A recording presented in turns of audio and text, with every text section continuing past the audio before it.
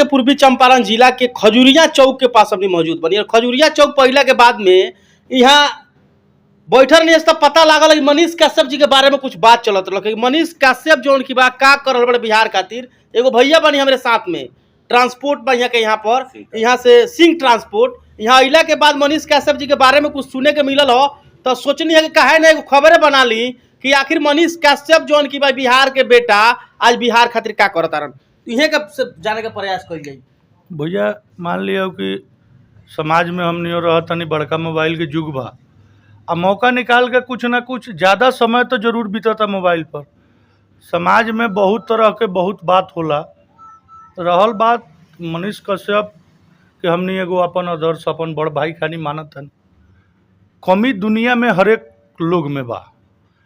एगो चर्चा छोट मोट हमने के जौन सेना वाला होत रहलक ह ओकरा बारे में बहुत लोग बहुत कुछ उल्टा सीधा भी लिखा था।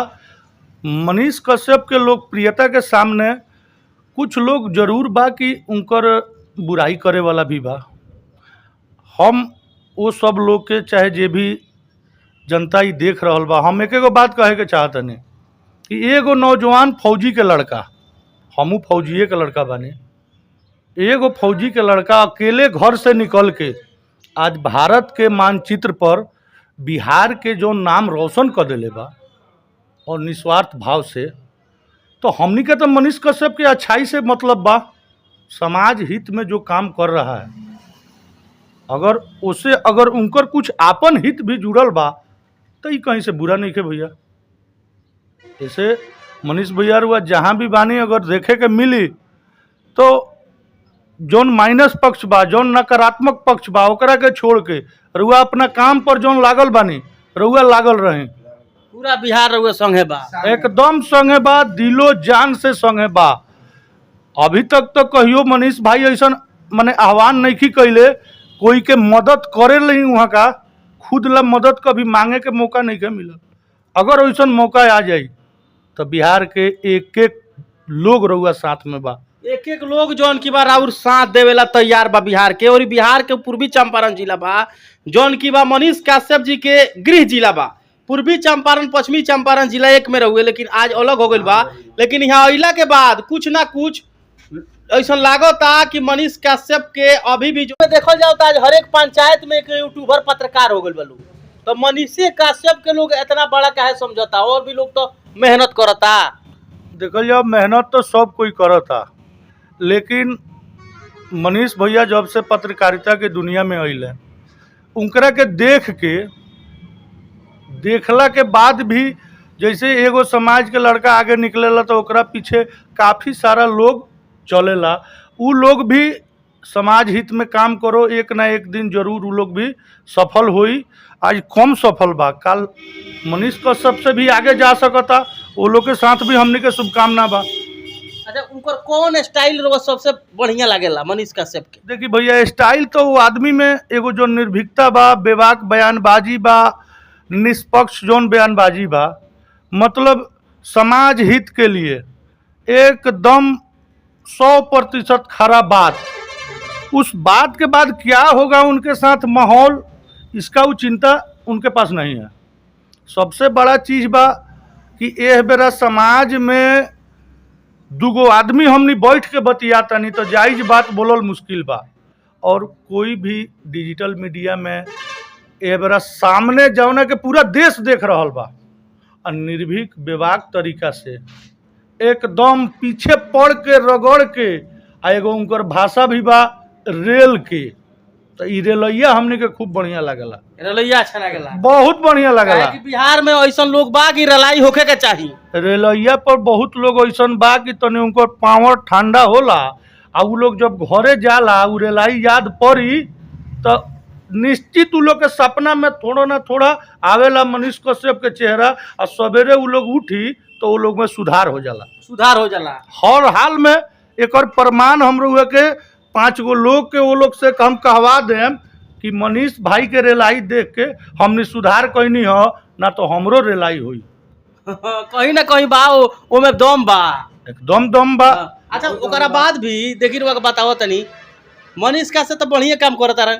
उनकरा देखा देखी कितना मनीष कश्यप लोग पैदा हो गए, कहीं ना कहीं बिहार में एगो शेर चलल तो आज बिहार में आज सैकड़ों शेर जौन की बा पैदा हो गए बड़न। लेकिन उहे मनीष कश्यप के देखा देखी काम करे वाला लोग कहीं मनीष कश्यप के चोर कहता, कहीं खराब कहता, कहीं गाली देता। एकरा विषय में क्या कहे भैया? विषय में तो धरती पर हमनी के पुरनिया लोग के सुनले बानी कि राजा रामचंद्र के आ सीता जी के बक्साई नहीं के जे भगवान रहुए। तब मनीष कश्यप ए बार देखी ना, हमनी के इतना बड़का बड़का नेता लोग बा, सबसे हाईलाइट उहे लोग नु बा, प्रशासन के चेहरा बा, मीडिया के चेहरा बा। तो जहाँ मान लिया वो अच्छाई बा बुराई वही जा बा। रामे राज में कंसो रहे, कृष्ण के राज में कंस, आ राम जी के राज में रावण। तो ऐसे कोनो चिंता के बात नहीं खे। चोरी बेईमानी कोनो व्यक्ति में उहे खोजी जे चोर बा, जे बेईमान बा उहे बेईमानी निकालेला। हमनी का तो आज ले ना लौकल। अच्छा, मनीष कश्यप जी के एक दूगो बात हम सुनले बानी मोबाइल पर कि वो कहेलन कि बिहार के हम कोनो विधानसभा से क्षेत्र से चुनाव लड़ जाई, वहाँ के विधायक के पछाड़िए दी। तो ये और केसरिया विधानसभा क्षेत्र बा, अगर केसरिया विधानसभा क्षेत्र से मनीष कश्यप चुनाव लड़ता रहन तो का पीछे वाला विधायक जी के हार हो जाई? देखल जाओ, इतना निस्वार्थ भाव से काम करे वाला लोग अगर राजनीति में आवता नु तो वो समाज ला, जौना समाज से वो आई उस समाज के तो जरूर कल्याण हो जाई। और बहुत बहुत मतलब कम समझावे के पड़ी लोग के कि हाँ भाई इनकरा के वोट दिया हो। झूठा वादा तो नहीं खे न हुआ, पहले ही से देखावता रह, सारा दुनिया देखता। आ वो खाली एगो विधानसभा ला ना, वो पूरा भारत ला लड़ता बेचारा। एकदम देखल जाओ, जहाँ गलत बा वो आदमी के लगे अगर बात पहुंच जाता। अभी यही तमिलनाडु के जौन घटना भइल बा, देखल जाओ विजय सिन्हा के संगे उनकर इंटरव्यू हो रहा बा। अभी आज सुबह सुबह हम देखनी है, हमनी का ट्रांसपोर्ट के काम बा 24 घंटा करे नहीं, लेकिन जब अगर 10 मिनट का भी मौका मिली तब ऑटोमेटिक मोबाइल हाथ में आ जाला। इतना सब चैनल पड़ल बा, खाली वही पर हाथ काहे जाला? देखल जाओ जाए के बाकी जे अब कम समय में समाज ला कुछ ऐसा देख लिया हो कि तनी हमरो हिम्मत बढ़ जाओ, तो हम ओकरे के देखे एकदम। अच्छा तो भैया एमे तो कोनो अब ऐसा तो नहीं है कि हमरा के मजबूर कइल जाए कि तू सब देखो ना। मजबूर कैसे कइल जाई? अपन संपत्ति बा, अपन चीज। बिहार के बारे में सोचता ओकरे खातिर बिहार के लोग सोची। अरे तो एकदम निश्चित बा, निश्चित बा। मान ली हमनी का तो चोरी करे के नहीं खे, बेईमानी करे के नहीं खे, तो हमनी का तो जौन अच्छाई बा ओकरा के देख के हमनी के आगे बढ़े के बा, हमनी बढ़े। अब बढ़ता नहीं। अब मनीष भैया वो राजनीति अगर उनका मन में आ जाए तो वो कोनो। अच्छा, वो मनीष कश्यप के विधायक के चेहरा में देखल चाहता नहीं कि सांसद के चेहरा में या मुख्यमंत्री के चेहरा में? देखिए अभी के डेट में तो वो सबसे ऊपर बड़ा। अभी के जो नहीं विधायक का सांसद के बात होता, शायद समाज हित ला वो लोग के बस के नहीं खे उतना निष्पक्ष होके आवाज उठा देवल। वो लोग के वोट के डर बा कि अगर जायज काम में हम गईनी, अगर बोल देनी तो हमार वो समाज के वो वर्ग के वोट कट जाई। अगर एमे वहाँ का आवत नहीं चाहत तो मान ली मन में बा, अगर वहाँ का राजनीति में आ जाता नहीं, यह बार पूरा देश दुनिया फायदा उठावता। उतना समय अगर केसरिया विधानसभा में दिया था तो एक कायाकल्प न हो जाए। विश्व स्तरीय विधानसभा भाई, यहाँ बुद्ध स्तूप बा, यहाँ सोमेश्वरनाथ मंदिर महादेव जी के बा, और रामायण मंदिर बने जा रहा बा, विराट रामायण मंदिर विश्व के सबसे बड़ा मंदिर बनता।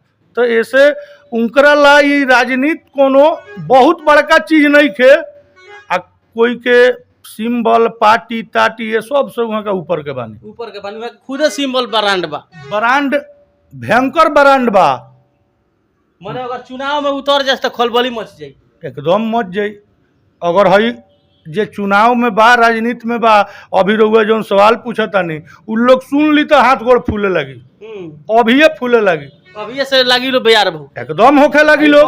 मनीष कश्यप पहले तो समझी कि पाता गायब हो गई। तो बिहार के पूर्वी चंपारण जिला के खजूरिया बा, आ सिंह ट्रांसपोर्ट के जौन की बा मालिक बनी हमरा साथे। मनीष कश्यप के बहुत बड़ा फैन बनी। यहाँ कहता नहीं कि मनीष कश्यप अगर केसरिया से लड़स, अब विधायक सांसद के तो बात हटा दी, मुख्यमंत्री पद लायक बड़े हूँ, तो ये वीडियो को आप लोग शेयर करी ताकि मनीष कश्यप के पास पहुँचावल जाओ। विरोधियन के फेर में पड़ला कोनो गरज नहीं खे, आपन एकदम खूटा टाइट रखला काम बा। सब लोग साथे बा। जय हिंद, जय भारत, जय चंपारण, जय भोजपुरी।